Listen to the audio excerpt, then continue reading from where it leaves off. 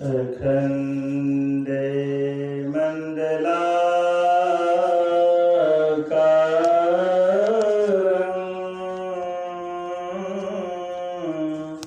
व्याप्तं येन चराचरं तत्पदं दर्शितं येन तस्मै श्री गुरवे नमः। परम गुरवे नमः। परास्त पर गुरवे नमः। परमात्मा गुरवे नमः। आत्मा गुरवे नमः। आदि गुरुदेव अनादि गुरुदेव अनंत गुरुदेव अखिल गुरुदेव शरण गुरुदेव शरण गुरुदेव श्री गुरु महाराज चरणारविंद नमो नमस्ते। पूज्य बाबा के चरण कमलों में कोटि शरणवन पूज्य महात्मा गण समवेत समादरणीय सज्जन वृंद आदरणीय माताओं तथा भक्तिमती बहनों, आप सबों के चरणों में प्रणाम। श्री सद्गुरु महाराज की जय। महर्षि अरविंद ने कहा, अगर भारतवासी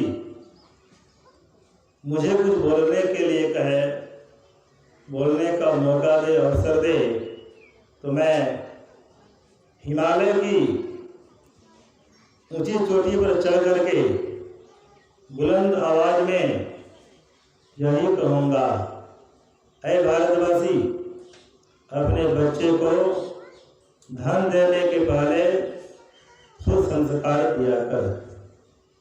सुसंस्कारिता के अभाव में अध्यात्महीनता के कारण धन की विनाशता में आकर के बच्चे अपनी मर्यादा को खो देता है। जन्म से सभी शूद्र होते हैं। जन्मना जायते शूद्रः संस्काराद् उच्यते वेद पाठित भवे विप्रः ब्रह्म जानाति ब्राह्मणः। जन्म से सभी सामान्य होते हैं, संस्कार मिलने पर ऊपर उठा जाता है। वेद के ज्ञान को ठीक ठीक समझ लेते हैं, विप्र कहलाते हैं, विदज्ञ कहलाते हैं। अब ब्रह्म जनाति ब्राह्मण, ब्रह्म ज्ञान जो प्रवीण हो जाते हैं, निष्णात हो जाते हैं, ये ब्राह्मण कहलाते। ब्राह्मण वही जो ब्रह्म को चिन्हे, क्षत्रिय वही जो पाप को क्षय करे, वैश्य वही जो विषय को त्यागे, शूद्र वही जो शुद्ध रहता है। महाभारत में आया है, याज्ञवल्क्य और भारद्वाज संवाद में आया है, शूद्रे चैतत भवे लक्ष्यम ध्वजे तस्न विद्यते नवे क्षुद्रो भवे क्षुद्रो ब्राह्मणो न च ब्राह्मण। अगर ब्राह्मण के गुण शूद्र में दृष्टि पड़े, ब्राह्मण में वर्तमान ना हो, तो ऐसी दशा में ब्राह्मण को ब्राह्मण नहीं और शूद्र को शूद्र नहीं गिना जाएगा। विश्वामित्र मुनि का जन्म क्षत्रिय कुल में हुआ था। कर्म के ब्राह्मण वाला ब्राह्मण कहलाए, बाद में ब्रह्मर्षि भी कहलाए। परशुराम देव जी महाराज का जन्म हुआ था ब्राह्मण कुल में, कर्म के क्षत्रिय वाला क्षत्रिय कहलाए। इसलिए जन्म से सभी शूद्र होते हैं, संस्कार मिलने पर उठा जाता। इस मानव जीवन में सैकड़ों प्रकार के संस्कार हैं। बौद्ध संहिता में 40 प्रकार के संस्कार की चर्चा है। गर्ग संहिता में 25 तरह के संस्कार की चर्चा है। और मुख्य रूप से सुखदेव जी महाराज जो बनाए हैं संस्कार, उसमें 16 प्रकार के संस्कार की चर्चा है। जिसे पहला संस्कार है गर्भधारण संस्कार, पुष्पन संस्कार, सीमांतोन्नयन संस्कार, कर्णभेद संस्कार, जातकरण संस्कार, नामकरण संस्कार, अनुप्राशन संस्कार, वेदारंभ संस्कार, विद्या आरंभ संस्कार, मुंडन संस्कार, प्रावर्तन संस्कार, केशान संस्कार, विवाह संस्कार और अंतिम में अंत्येष्टि संस्कार होता है। गर्भधारण संस्कार जिस समय बच्चे माता जी के गर्भ में जाते हैं और उस समय का रहन सहन, खान पान, उठना बैठना, सोना जागना संयमित होना चाहिए, धार्मिक होना चाहिए। बच्चे पर उनका असर पड़ता है। पुष्पन संस्कार जो गर्भ के 3 महीने में किया जाता है, इसके बीच में धर्म अनुष्ठान रखा जाता है, धार्मिक ज्ञान माता जी को दिया जाता है।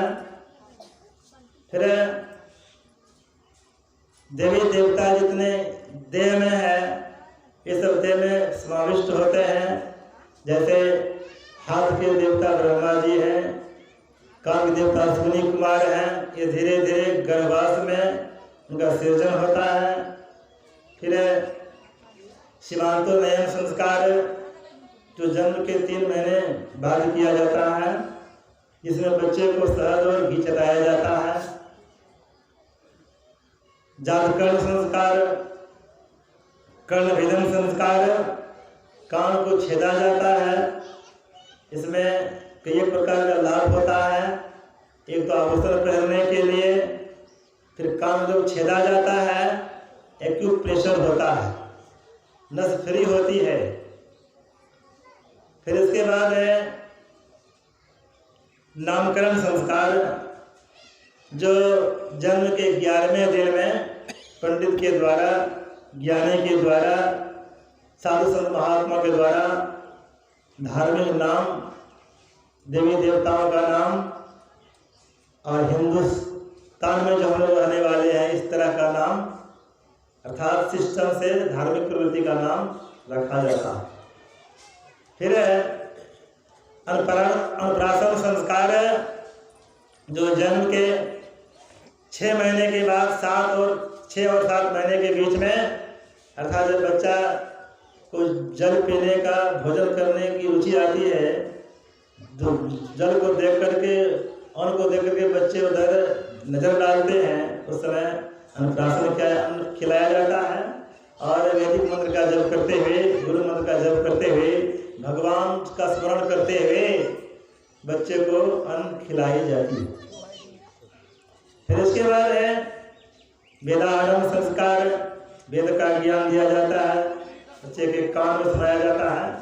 विद्या आरंभ संस्कार, बच्चे जो पढ़ाई शुरू करते हैं उसमें भी संस्कार दिया जाता है। फिर इसके बाद है चूड़ाकरण संस्कार, इस संस्कार को मुंडन संस्कार भी कहा जाता है। यह मुंडन संस्कार बच्चे के 1 वर्ष के बाद किया जाता है।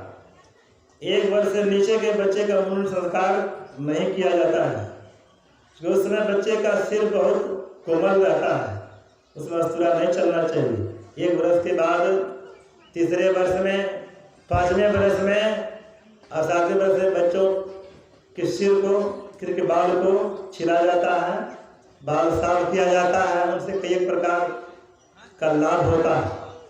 एक तो अस्तुरा चलता है मस्तिष्क में, एक्सरसाइज होता है ब्रेन का, ब्रेन मजबूत होती है और शरीर शुद्ध होती है। कई प्रकार का लाभ है। फिर इसके बाद केशांत संस्कार, केश का अंग करना, प्रावर्तन संस्कार, बच्चे को घर से बाहर निकाला जाता है, धूप में रखा जाता है। 5 तत्व से हमारी देह बनी है, क्षितिज जलपाव गगन और समीर उनके बीच में सौंपा जाता है। वह सब देह में प्रवेश करते हैं।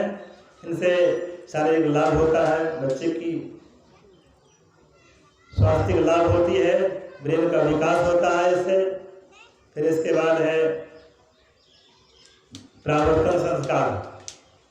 प्रावर्तन संस्कार का मतलब हुआ फिर से लौटना, अर्थात बच्चे को जब पढ़ाई के लिए भेजा जाता है, गुरुकुल भेजा जाता है, उनको वापस लाया जाता है। वापस ला करके उसको विवाह के काबिल बनाया जाता है। उनकी शादी करना, विवाह करना है, उस तरह का संस्कार, उस तरह का ज्ञान दिया जाता है, उस तरह की प्रेरणा दी जाती है। फिर इसके बाद उनकी शादी की जाती है। 15वां संस्कार विवाह संस्कार है। फिर 16वां संस्कार अंत्येष्टि संस्कार है। मानव जीवन में तो संस्कार ही संस्कार है। गुरु महाराज मुख्य रूप से 2 संस्कार को लिए हैं, शुभ संस्कार और अशुभ संस्कार। शुभ संस्कार हुआ बच्चे को माता पिता को प्रणाम करने सिखलाया जाता है, गुरुजनों को प्रणाम करने सिखलाया जाता है। खुद हम अगर गुरुजनों को प्रणाम करेंगे, माता पिता को प्रणाम करेंगे, बच्चे भी उनको उस सीख को अपनाएगा। क्योंकि बच्चों का मस्तिष्क का दिमाग एक कोरा कागज सा होता है। कोरा कागज है, सादा कागज है, उसमें जो लिखना चाहे वो लिख सकते हैं। सादा कपड़ा है, जिस रंग में रंगा दीजिए वो रंग चढ़ जाता है। करची जब कच्चा रहता है, जैसे मोड़िए करची मुड़ता, वही करची जब कड़ा हो जाता है मुड़ता नहीं, अधिक जोर देने से टूट जाती है। लाइए तो 5 बरसानी, ताड़िए तो 10 बरसानी। 5 बरस तक के बच्चों का लालन पालन करना चाहिए, प्रेम प्यार देना चाहिए, उसको डांट फटकार नहीं करना चाहिए, डर भय नहीं दिखाना चाहिए। और जब बच्चा 10 बरस का हो जाए, ताड़िए तो 10 बरसानी, डांट फटकार करना चाहिए। अगर जरूरत पड़े चाट भी देना चाहिए, छड़ी भी देनी चाहिए। लेकिन जब बच्चा जब 16 वर्ष का हो जाए, खंड से प्राप्त पुत्र मित्रवत आचरे, उसको मारना पीटना नहीं चाहिए, डांट फटकार भी नहीं करना चाहिए, मित्रवत आचरण करना चाहिए। मोटा मोटी जब बेटा का चप्पल बाप को हो जाए, समझ लीजिए बेटा मेरा बेटा जवान हो गया है, उसको उससे उसी तरह बर्ताव करना चाहिए। अगर नहीं मुड़ता है तो एक सत्संग का सहारा लेकर उसको मोड़ सकते हैं, दूसरा कोई विकल्प नहीं है। इस तरह बच्चे को संस्कार दिया जाता है। बच्चे की आंखें सदैव खुली हुई रहती है, बच्चे सदैव बड़ों का अनुसरण और अनुकरण करते हैं। इसलिए हम अगर भजन ध्यान सत्संग सुनन करेंगे, बाल बच्चे पर का असर पड़ेगा। इसलिए यही मानुष देह समैया में करो परमेश्वर में प्यार, सुन रहे थे ना, नित्य प्रति हम लोगों को स्तुति विनती प्रार्थना करना चाहिए। यही मानुष देह समैया में करो परमेश्वर में प्यार, अर्थात परमात्मा और प्रेम करना है। कर्म धर्म को जला खाकर देंगे तुमको ताप। कर्म धर्म का मतलब हुआ पाप पुण्य से ऊपर उठना। कर्म धर्म का मतलब हुआ हमारे देह में जो 14 इंद्रियाएं हैं, इनका जो गुण है, इनका जो स्वभाव है, जैसे आँख का स्वभाव है देखना, कान का सुनना, सभी इंद्रियों का अपना अपना स्वभाव है।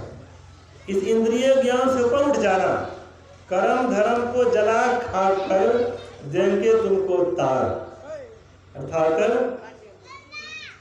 सभी धर्मों का परित्याग करके भगवान श्री कृष्ण कहते हैं अर्जुन से, सर्वधर्मान परित्यज्य मामेकं शरणं व्रज अहम त्वा सर्वपापेभ्यो मोक्षयामि मा शुचः। हे अर्जुन, सभी धर्मों का परित्याग करके मेरे शरण में आ जा, मैं तुम्हें पाप मुक्त कर दूंगा। सभी धर्मों का मतलब सभी इंद्रियों से ऊपर उठ करके, भगवान श्री कृष्ण से कहते हैं अर्जुन जीवन भर तो मैं आपके चरण शरण में रहा, तो नहीं एक बार तो मेरे चरण शरण में नहीं आया, अभी तो हम आपके साथ में हैं। भगवान श्री कृष्ण नहीं, अभी भी तुम मेरे साथ में नहीं, मेरी देह का साथ आप कर रहे हैं, मेरी देह का दर्शन आप कर रहे हैं, मेरी दर्शन आप नहीं कर रहे हैं। मेरी का मतलब चेतन आत्मा, उस चेतन आत्मा को जानने के लिए ध्यान करना पड़ेगा। सुन रहे थे ना, भगवान श्री कृष्ण भी ध्यान करते थे।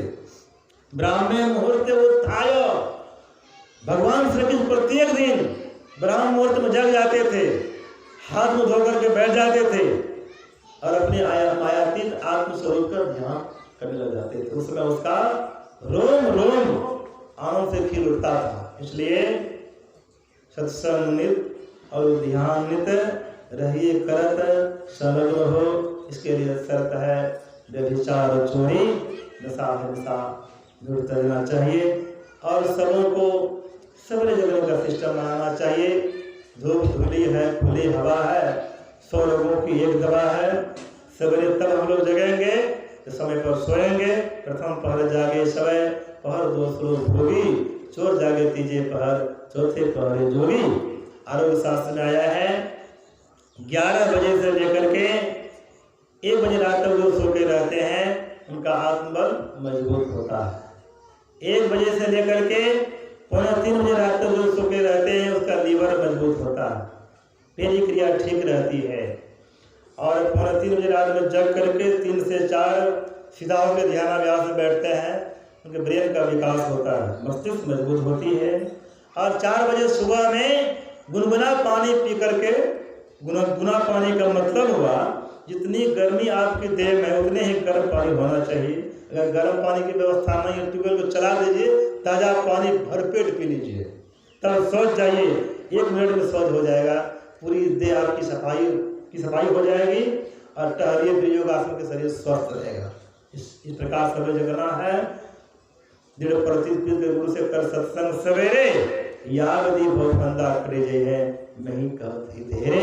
इस पद के अंतर्गत में गुरु महाराज का आशीर्वाद छुपा। यावदी भवबंधा करे, मतलब यावदी का मतलब हुआ बिंदु ध्यान विधि नाम ध्यान विधि सर्व सर्व में परिचरी प्रजारी या विधि भवबंधा करे में ही कहत ही धेरे। गुरु महाराज की बात कहते हैं। इस पद में गुरु महाराज का आशीर्वाद छिपा हुआ, इसलिए सत्संग नित और ध्यान नित रहिए कर संलग्न हो। इसके लिए शर्त है व्यभिचार चोरी नशा दूर करना चाहिए। विशेष बात के लिए हमारे बीच स्वामी घनश्याम बाबा है। आगे की बातों को बाबा के मुखारिन से सुनेंगे। श्री सद्गुरु महाराज की जय।